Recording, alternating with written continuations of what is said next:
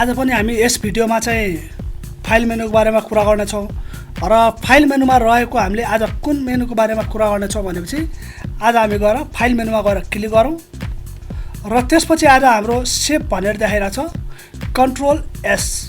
हामीले shortcut key use गर्दा चाहिँ कन्ट्रोल एस क्लिक गरेर पनि सेभ गर्न सक्छौँ तर हाम्रो चाहिँ सेभ यो चाहिँ सेभ भन्नाले हामीले कुनै पनि फाइलहरूलाई सेभ गर्नु छ अथवा जोगाएर राख्नु छ भने हामी यो सेभबाट चाहिँ सेभ गर्न सक्छौँ र अहिले चाहिँ हामी सेभको बारेमा कुरा गर्नेछौँ र यसको लागि कुरा गर्नुभन्दा अगाडि हामी सबैभन्दा पहिला फाइल मेनुमा गएर एउटा पिक्चरलाई ओपन गरौँ र हाम्रो यो डकुमेन्ट फोल्डर ओपन भइसकेको छ र यहाँ एउटा पिक्चर देखाइरहेछ यसलाई हामी चाहिँ ओपन गरौँ र हाम्रो यो पिक्चर ओपन भइसकेको छ र अब हामी गएर फाइल मेनुमा हेर्न सक्छौँ हाम्रो चाहिँ सेभ अप्सन चाहिँ अफ हाम्रो अन छैन र यसमा चाहिँ अहिले हामी क्लिक गरेर पनि हामीले सेभ गर्न सक्दैनौँ यो पिक्चरलाई त्यसैले हामीले चाहिँ यो सेभ कुनै पनि डकुमेन्टहरू हामीले डिजाइन गरिसकेपछि यहाँ चाहिँ डिजाइन गरिसकेकोलाई चाहिँ हामीले सेभमा युज गर्ने गर्छौँ र कुनै पनि हामीले डिजाइन क्रिएट गऱ्यौँ अथवा हाम्रो फोल्डरहरूमा सेभ गर्नु छ त्यस सबमा चाहिँ हामीले यो सेभ अप्सन चाहिँ युज गर्छौँ र अहिले चाहिँ हाम्रो यो सेभ अप्सन चाहिँ सो गरेको छैन र यसलाई सो गर्नलाई सबैभन्दा पहिला चाहिँ हामीले केही न केही डिजाइन चाहिँ यसमा गर्नुपर्ने हुन्छ त्यसपछि हाम्रो यो सो गर्छ र त्यसको लागि सो गर्नलाई सबैभन्दा फर्स्टमा यहाँ गएर क्लिक गरौँ र त्यसपछि हामी कुनै पनि एउटा ल यो चाहिँ एउटा हामी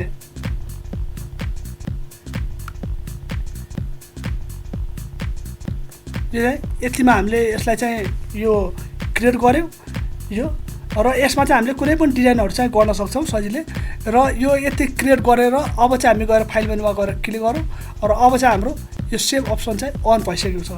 र हामीले कन्ट्रोल प्लस एस पनि क्लिक गर्न सक्छौँ सर्टकटमा यसलाई सेभ गर्नलाई र अब चाहिँ हामी यसलाई क्लिक गरौँ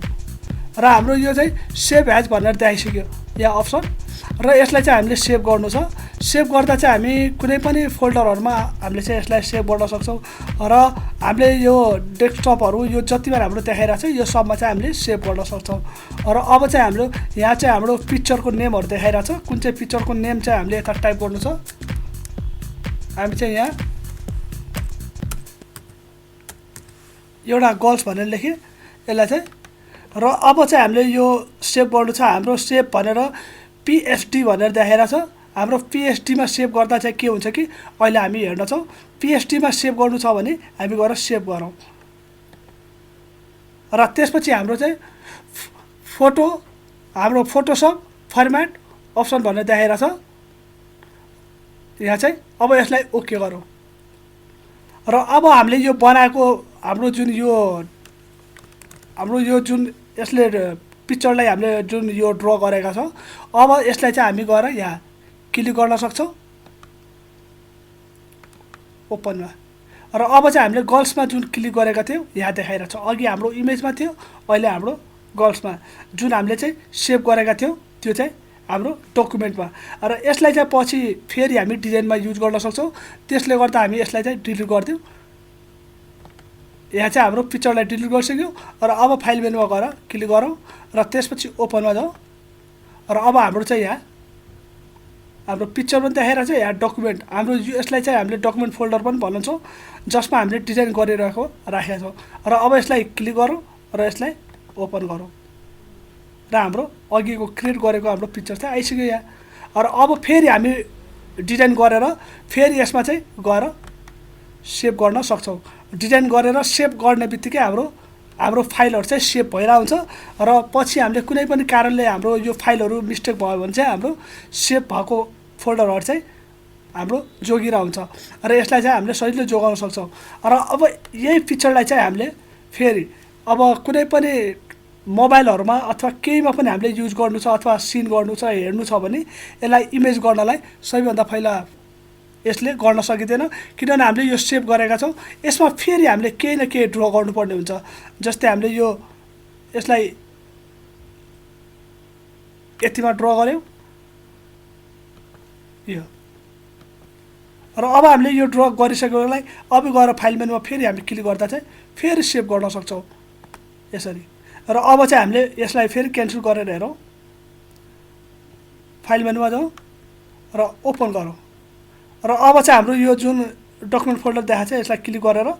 ओपन गरौँ र अब हाम्रो यो जुन हामीले डिजाइन गरेका थियौँ त्यो पनि सेभ भइसकेको छ र यहाँ चाहिँ हाम्रो देखाइरहेछ यसरी, यहाँ माथि चाहिँ यसरी। र यो चाहिँ हाम्रो